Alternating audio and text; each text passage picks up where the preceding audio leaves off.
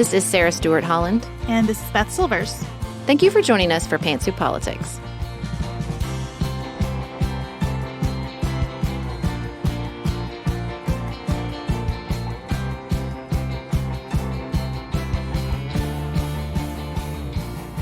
Thank you for joining us here at Pantsuit Politics, where we try to take a different approach to the news. Today, that looks like examining places around the world where democracy is being challenged, specifically in Israel and Mexico. We know you guys have all read the headlines just like we have about the protests there. We're also going to talk about what is going on in China and Russia.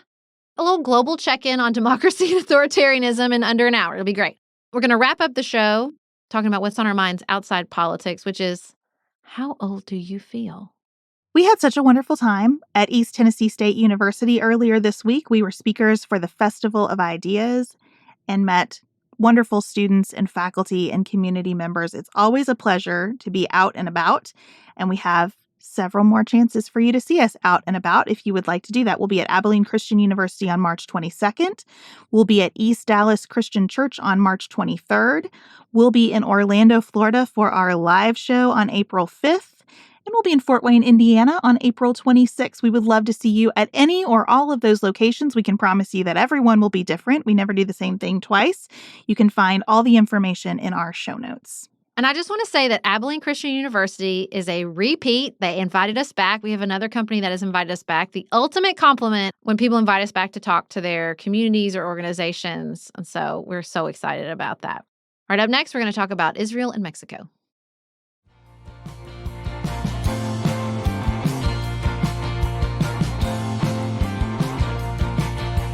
We're going to start in Israel. On Wednesday, they had a day of disruption. Thousands and thousands of protesters marched along the Central Highway in Tel Aviv, and the police response was pretty violent. Lots of tear gas and stun grenades. I read that one protester lost his ear when the grenade hit him in the head, the stun grenade.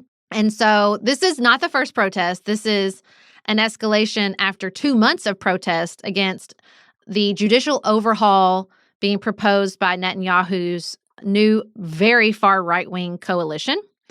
It was rushed through the Knesset by the country's new government. It will weaken the Supreme Court, remove legal protections for minority groups in Israel, and has obvious implication for the prime minister, who is in the middle of an ongoing corruption trial. So that is the state of things in Israel as we sit here to record. Just to put this in context for people who don't think about Israel a lot, the Knesset is their legislative body. It is not bicameral. It's one chamber. That's a huge difference from American politics and something that I really spent a lot of time thinking about. So this is a very, very powerful body to begin with. Yep. Netanyahu functions very much like our president, but is a creature of that legislative body. Right. So this coalition of parties, and again, not two parties, lots of parties. We're in a parliamentary system. This coalition of hard right parties gets together and elevates Netanyahu after the Israeli people have been through many, many elections. So many elections. And while Netanyahu for 3 years has been in the midst of this criminal prosecution, and you say 3 years, how could it take so long? Well, it takes so long because it's not a jury system. It's a panel of 3 judges. So the way this trial is conducted, witnesses come in for hours, and it unfolds so slowly because 3 judges will make the decision. So that's another big concentration of power. So you've got this huge concentration of power within the judiciary relative to a jury system, and a huge concentration of power in the legislature relative to our bicameral system. And then in the midst of that, Netanyahu, who is on trial and is already so controversial, moves against the body that is positioned to actually be a check on his power. So I just think it's important to remember this is not analogous to anything we have going on in the United States. Yeah, when I was listening to reporting on the situation, particularly with this trial, they're like 30-something witnesses into like 350. This is going to be going for a while. Yeah, and I mean, he's not a check on the Knesset because he's the leader of the coalition. And the posture is very much like, well, you voted for this. What? After like 6 different elections, your posture is like, this is a referendum? It's going over like a lead balloon, let me tell you. Like, the protests are growing and growing. And to see violent crackdowns like this is very unique in Israeli society. Now, the other ever-present reality is increased violence on the West Bank and with the Palestinians. Like, the growing incidences of lone gunmen, very, very young lone gunmen. You're talking about like 13-year-old Palestinian boys, 15-year-old Palestinian boys. And I thought, we're not getting into the politics over there, but the reporting that this didn't used to happen, like there was tighter control for the Palestinian side of this like sort of lone gunman, that's growing. Then you have growing violence from settlers, like mobs of people violently evicting Palestinians, burning their homes to the ground, and really egged on by some of these security officials in this far right-wing coalition. And it just feels like a powder keg. Yeah, we project so much on Israel because of the unique role it plays in American politics. But the layer below all of this, again, is that the people of Israel live in a country founded on the idea that Jewish people have a right to exist in the world, when the world has so frequently persecuted Jewish people in such brutal ways. And that existence feels constantly precarious because of the situation with the region. And situation is a terrible word for it, right? You cannot draw good lines in Western Asia that show you who is helper and who is foe, because it varies by issue. The lines on the map don't tell you enough about the people there and what their interests are. I look at this situation and I just think, shame on him in a country that needs a leader who does not bring his own personal interests and elevate his own personal interest above what the country needs. I just feel so bad for the people of Israel that he has foisted this situation on them because he wants to avoid accountability for his own actions. I mean, I'm not sure he can distinguish between his personal motivations. Somebody like that, I don't think there's any separation between what they think is best for Israel and what is best for themselves, right? That's the problem.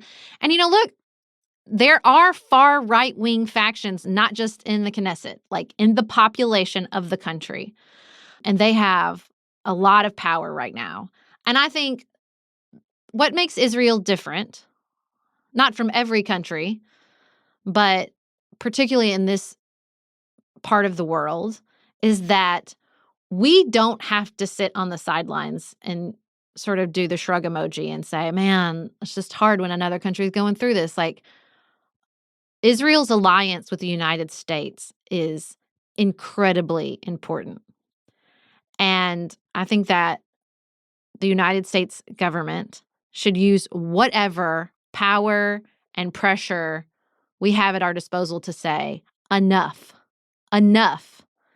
Do you want to continue a relationship with us? I believe that you do, because I feel like the dynamic has shifted, right? I feel like the pressure was always on us to support Israel. It was always known as like the third rail of American politics. Well, the behavior and the policies and the actions of Netanyahu are changing that and have already changed that. It's not that I think we should abandon Israel. I don't. But if Israel, through the actions of this far right-wing alliance, abandons the principles of democracy, well, then we do have to re-examine our relationship with them. I think it's tough when you're talking about the principles of democracy. I was thinking a lot about this, listening to podcasts about what's going on with the Knesset, and also thinking about some of the discussion in the United States right now about checks and balances. I think the most prevalent example of checks and balances conversation we have going is the student loan relief program. The Supreme Court just held oral argument on President Biden's debt relief program, and all reporting, unsurprisingly, is that the justices are quite skeptical of this exercise of executive power. And there's a lot of conversation among people who are interested in political theory right now about whether we have too much friction built into the U.S. government. And I think most people, if you get down to it, believe that democracy is about electing the right people to do good things and freeing them up to do those good and popular things. And when I look at a story like this, or even the student loan story, I think the way you preserve democracy, though, because there will always be factions in a democratic society of people who don't really believe democracy works, right? That will be genuinely and legitimately represented in your populace. The way you preserve it is that friction, I think. It is that you could say, here is a good person trying to do a good thing, but we have built this friction into the system. We intentionally make it hard to even do good things because, one, not everyone agrees on what is a good thing, and good things are never pure and always have burdens attached to them somewhere. But also because that friction prevents this kind of consolidation of power or this attempt at consolidation of power. And as I've thought about the student loan issue, I feel so much gratitude to President Biden for being very hands-off with the Supreme Court when there was a lot of pressure on him to be very hands-on with the Supreme Court. And I think that part of his intention of really upholding democracy in the world has been his respect for that friction, even with a court populated by justices that he probably has some doubts about. We, to our detriment, though, has focused so much on democracy as this electoral system, when there's so much more to it, right, than just how we elect people, just if we are electing good people to do good things. And I think that's what you're seeing so much in these protests is that, wait, we watched these people consolidate power, and they did a lot of things. They restricted journalism. They restricted protests. They restricted free speech. Samantha Powers has a great piece in Foreign Affairs where she talks about there are aspects of this that we have neglected. We focus so much on the electoral system, and we neglected to see what many people were pointing out, which is growing inequality is a threat to democracy just as much as changes to the process through which we elect people. The growing misinformation is a huge threat to democracy. If you want your mind blown, read about these firms in Israel that are for hire to disrupt elections. Oh my Lord. I don't get freaked out a lot. I have a really steady sort of baseline when it comes to the state of the world. But this freaked me all the way out, that they have basically an army of avatars for hire to go out and create unrest, to undercut really not democracies here in America, but also fledgling democracies who need a lot of help. It's wild. I think this more complex understanding, and I think the way we focus on the complexity surrounding democracy in a more holistic way is to not do this, well, democracy's eroding. We're going to talk about Mexico now because there's been protesters in the streets in Mexico City, around the country in recent weeks, and back in 2022, because President Andres Manuel Lopez Obrador has been consolidating power. He's attacking their National Electoral Institute, and people are furious, but that's not the only thing he's doing. And when people say, well, it's eroding in Mexico, I think that's the wrong metaphor. I think that's the wrong metaphor for every country. Democracy is not a promised land we reach on the mountaintop, and then we're just falling back down the mountaintop, right? I think that's the wrong way to think about it. This is not a destination we reach. It's too complex. All these factors that feed in, the electoral process, the checks and balances, a free press, free speech, the right to protest, equality, income equality, all of those things. This is like a garden we have to be tending all the time. And there are absolutely invasive pests that we have to watch out for. And I think Mexico has one. I think Israel has one. But that's not a thing we're gonna get to a place where we don't have to worry about that anymore. There will always be people who reach power and want to consolidate and keep it. I mean, you only get one term as the president of Mexico. And so he's I think the second he got in there as a progressive was how am I going to keep this? How am I going to consolidate this power? Because people run for office believing they are good people who want to do good things. Mm-hmm. And they think, I've got to clear every obstacle I can in the system. And that is my fundamental belief about this, that the obstacles in the system are part of the democracy. Part of your willingness to leave a legacy that's bigger than you is not just what you accomplish, it's what you leave in place. So that someone in the future who disagrees with you about what good things means, or who believes themselves to be a good person, but who is your polar opposite, can do a little, but not too much. And it's really, I think, highlighted around the judiciary. There's a reason that we see Netanyahu going after the judiciary in addition to his own criminal problems. and this attack on the National Electoral Institute in Mexico, again, kind of an accountability body, right? A transparency body. That's where you go if you want to make sure that you're moving obstacles out of your way. And this body is pretty consistently pointed to as ending Mexico's one-party rule.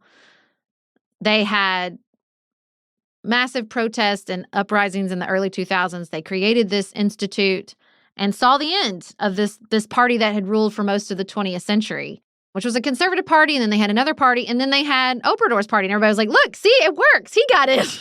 And then it was like, of all people, he's going to be the one to go after the institute and try to sort of, he ran on this idea of like putting the military back in the barracks. But now he's empowering the military. I thought one of the most interesting things I heard about in all this research is that he's like having the military build infrastructure in these areas of particularly southern Mexico to not only sort of empower them, but to, create these attachments between the people and the military.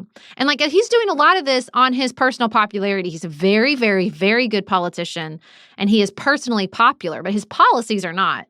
And I think like that sort of populist mix of like somebody who just everybody likes, even if they don't always like what they're doing, I think we have to acknowledge that that's particularly dangerous in a democracy.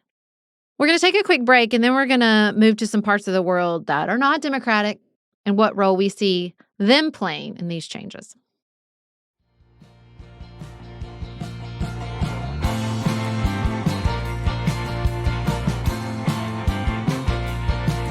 Beth, you were very excited about the bipartisan hearing on the role of China and our relationship with them. And you watched it and you were very impressed. Tell us about it. I was very impressed. The Republican-led House of Representatives has impaneled the Strategic Competition with China Committee led by Representative Mike Gallagher, a Republican from Wisconsin. The co-chair of that committee is Representative Krishnamurthy from Illinois, a Democrat. And I have heard members of the committee, especially Democrats on the committee, saying, I'm on this committee because I trust Mike Gallagher. I trust that he will lead this committee with integrity. And there is bipartisan consensus right now in Washington, D.C., that we have screwed up in our relationship with China. And what most impressed me about this hearing, and what I think makes it worthy of discussion in an episode about democracy, is that this was a public airing of a way in which our legislature and our executive branch have failed. There was a public airing by some of the members who took these votes that it was a mistake to admit China to the World Trade Organization. That the belief in Congress, especially from Republicans who were leading this committee and saying, we perpetuated this and we were wrong. I think that's amazing. I think we just have to take a minute and say that's incredible for people who hold power to so publicly say we were wrong. But the belief was that the Chinese people, if they experienced greater economic opportunity, greater connection to the world, greater participation in capitalism, that the Chinese people would then demand a change in the ruling party. And instead, the Chinese Communist Party cynically accepted our good faith and took advantage of it. And they have cheated through manipulating currency and theft of intellectual property.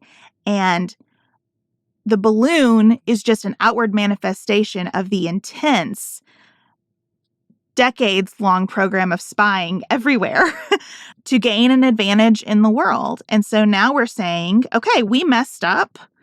We allowed China to come closer to us, and that has been to our detriment. What are we going to do next? And they had witnesses in front of this committee ranging from national security expertise to manufacturing and labor expertise to a woman who had been imprisoned in China and lived in a detention camp and is now a democracy activist. And it was just really refreshing to me to have this opportunity to say we must change our policy. We must explain to the American people how we got here and why our policy has to change. And now let's think about what that means for us. The only thing I think I'd quibble with is the idea that that was a massive failure. I don't really think we can say that definitively. Right now, did it work out how we thought it would? No. Am I willing to declare forever that this economic empowerment of the Chinese people was a failure? I am not, because I'm not a fortune teller. You know what I mean? Like, we don't really know. And to the Samantha Powers piece, she's arguing that authoritarianism is the one under attack. That's the one that's a problem right now. She has this great statistic that between mid-2020 and the end of 2022, populist leaders saw an average decline of 10 percentage points in their approval ratings in 27 countries. And I think we see that in China. I think we absolutely see that in Russia, not as much as we'd hope. It's never going to, again, what's our goal? Is our goal that we give them one piece of information and the people of other nation states goes, we trust you, you're right, never mind? Like, no, it's a slow process. It's exactly what we advise people in political conversations. This is a long game. And so I'm not ready to say that was a failed experiment. But I do think that it's absolutely up for reexamination. I don't think anybody's debating that. And I do think that, yes, it empowered the Chinese Communist Party, but I think, to Samantha Powers' point and a point we've made multiple times on here, when you look at authoritarian governments like China, like Russia, they are brittle. They are brittle. You know, Russia's invasion of Ukraine exposed the emptiness. And she makes this great point about, like, the corruption. Like, there's always corruption, and that weakens the very parts of the government that need to be strong in order to empower an authoritarian government. Like, he went in guns blazing when his military was rife with corruption and just sort of eaten from the inside out. And it's obvious, right? Like, there was graft, there was all this stuff going on. And so when there's none of that, you know, the complexity of the democratic process that we were talking about before is the strength. It's creating a diversity. It's a diverse portfolio, right? Like, there's just lots of input that creates stronger decision-making. Is it perfect decision-making? No, it isn't, because it's still humans making it. But it's much stronger, versatile, pliant than what you see in authoritarian when it's the brittleness of one person. And I would advise Netanyahu and Obrador to think about that. But they don't, right? They don't. They have yes men around them. That's the point. Like, they just have everybody saying, looks great, you're doing a great job, keep it up. And they're undercutting the institutions that are supposed to be that voice in their ear going, maybe everything isn't what you think it is. One of the most challenging aspects of the hearing for me in terms of what do we think about next and what's important was the conversation around the white paper protest. So remember when the Chinese people for a few days were holding up blank pieces of paper in protest of the zero COVID policy. The witness from China, who is an American citizen now and an activist for democracy and who was very clear in her understanding of these issues and took to task Bill Clinton, George W. Bush, everyone. Yeah. She talked about the white paper protesters as being even braver than the Tiananmen protesters, which I thought was a very bold statement. And she said that is because the technological surveillance and police state that the Communist Party has created in China makes the risk so much higher. Yep. And she said that protest lasted only a few days because the risk is so great now. Yeah. And I really, took from that hearing that privacy is the frontier now. To maintain a democratic society, privacy is the frontier. What is that counsel? Another piece of this hearing is TikTok, right? And they're talking about TikTok and the security risk posed by TikTok. Shut it down. I'm full Klon Kitchen. I've crossed the Rubicon. Okay, well, so what is more democratic?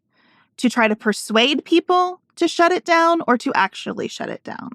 When misinformation is the risk and speech is the hallmark, what do you do? These are really hard questions. And that's why I'm so grateful that this committee is trying to have a public airing of the questions and a public debate about it, because I don't have any sense of the answer to that question. Is it better to persuade people to stop using TikTok, or is it such a threat that our government needs to say, we're going to make this decision for you? I think that is so challenging. Again, back to the terrifying story about the Israeli firms and their army of avatars. I mean, and that's the point Samantha Powers leans on very hard at the end, is like, we are not prepared. We have not been honest with ourselves about this risk. If they have these army of avatars, talk about the risk with artificial intelligence. Like, so we're not, I mean, yes, there are real people on TikTok. I'm not arguing that there aren't real people on TikTok or Facebook or Twitter, but I don't think any of us have really come to Jesus about how many fake people, how easy it is to create fake accounts. Like the journalist in this piece, to test it, they went undercover to sort of hire this firm. And to test it, they basically had the firm spread a rumor that Emmanuel the emu that everybody loves — I don't actually love Emmanuel. My loyalty lies with Karen, but that's not neither here nor there — died. And it worked. They saw it trending on TikTok. The Emmanuel's owner woke up terrified and ran to the barn with fake people. Like, that is so scary. I think it is important to say, when you talk about this army of avatars, that we are moving from fake accounts to fake impersonations of humans. Yes. Like, deep fakes have become so good and so useful. And so you believe that you're hearing from a human being with a soul. And sometimes you are hearing from a human being with a soul who also is part of a massive, skillful propaganda operation. Yeah. We're not talking about like you go to the Instagram account and there's no profile picture and 3 follows, guys. This is not it. That's not it. This is different. Like, these are fake accounts that Facebook and Instagram and Twitter cannot find, spot, identify as fake accounts. Because, again, back to that, the intricacy of democracy and how important free speech, a free press, the free exchange of ideas is to that. If we don't address, to me, it's not about individual threats, power players trying to solidify their power in any individual government. That will always be true. And I'm not saying we shouldn't pay attention, but to me, that's not the viral threat as in the way we talk about democracy. To me, this is the issue. This is the issue. When we see trends across nations, that's when we need to be concerned. When we see players that can move the chess pieces in Nigeria, in Chad, and Venezuela, like, that's when we really need to start to be concerned. And that's what the Ukrainian struggle is about. That sense that we don't allow people to move the chessboard all over the world in such a direct way. Do we sometimes do it ourselves in an indirect way? We do, and probably more directly than any of us know or would want to acknowledge. And we need to continue to have conversations about that. Ukraine came up a lot in this hearing about China because we're looking at Taiwan and thinking through what happens if China were to act toward Taiwan the way that Russia is behaving toward Ukraine, if there was that kind of direct invasion. I came away, though, less concerned about that. Not that it isn't a pressing concern, but less concerned about that and more concerned about that technological surveillance state and what China hopes to get from spying on everyone, what China hopes to get from using TikTok and WeChat and dancing cat videos Lord. to mine information and promote messages. And honestly, you know, China has just put out this 12-point plan for peace in Ukraine, which I just have a very how dare you reaction to. But I think that if you're Putin, you need to start asking yourself, what is China going to want in exchange for this support? Because China is not doing this out of the goodness of its heart. Russia is a resource-rich piece of geography. China is going to want a lot from Russia in exchange for this support. And the desire of Xi Jinping to do on a global level what you're seeing hints of with Netanyahu and Obrador in Mexico seems pretty limitless to me right now. Well, in the same way, democracy is not a destination we reach. We don't reach a conclusion to this conversation. The state of democracy and authoritarianism around the world is going to be an ongoing project, everybody. And we'll keep talking about it here.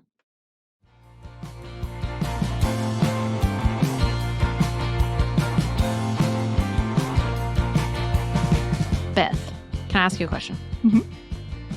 How old do you feel? I feel almost 42. I turned 42 on Saturday. This is my answer. So Jennifer Senior wrote this piece for The Atlantic. It's all about how old do you feel? And everybody was answering like 20 years older, especially if you're over 40. People seem to like stall out in their late 30s. I don't feel that way.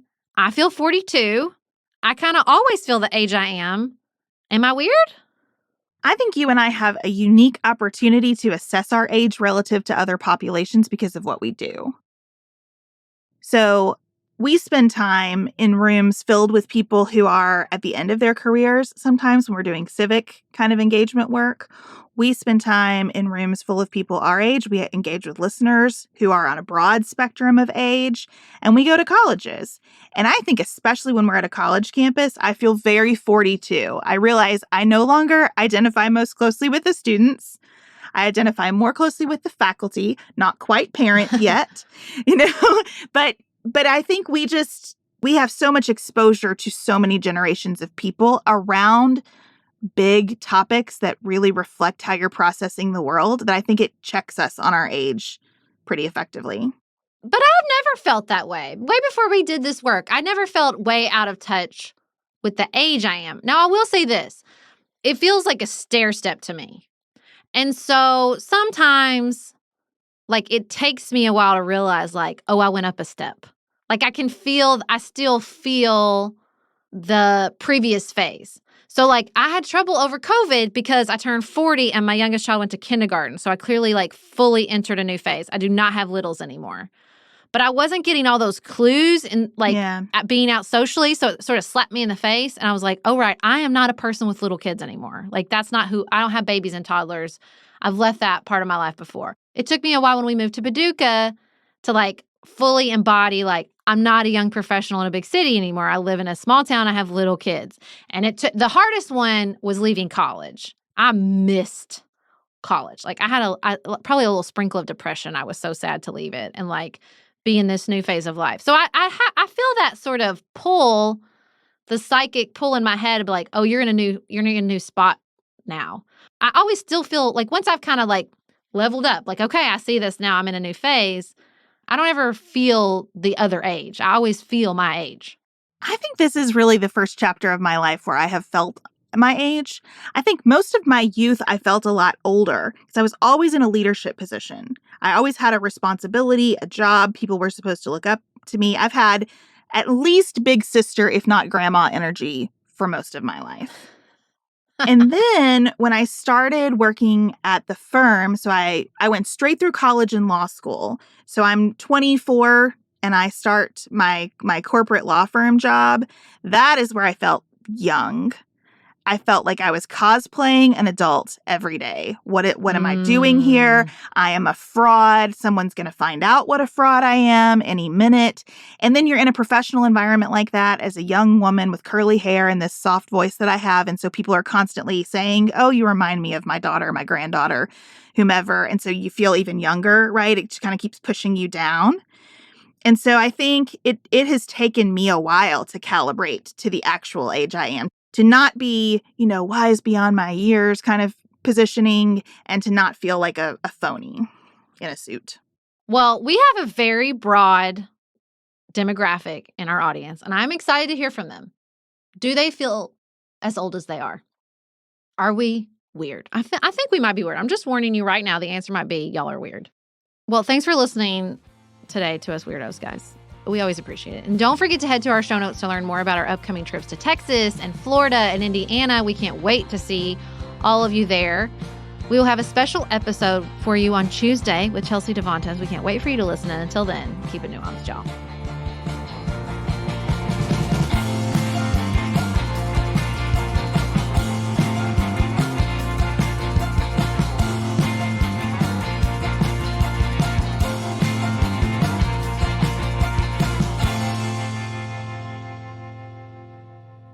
Pantsuit Politics is produced by Studio D Podcast Production. Elise Knapp is our managing director. Maggie Penton is our community engagement manager. Dante Lima is the composer and performer of our theme music. Our show is listener-supported. Special thanks to our executive producers. Martha Brunitsky. Allie Edwards. Janice Elliott.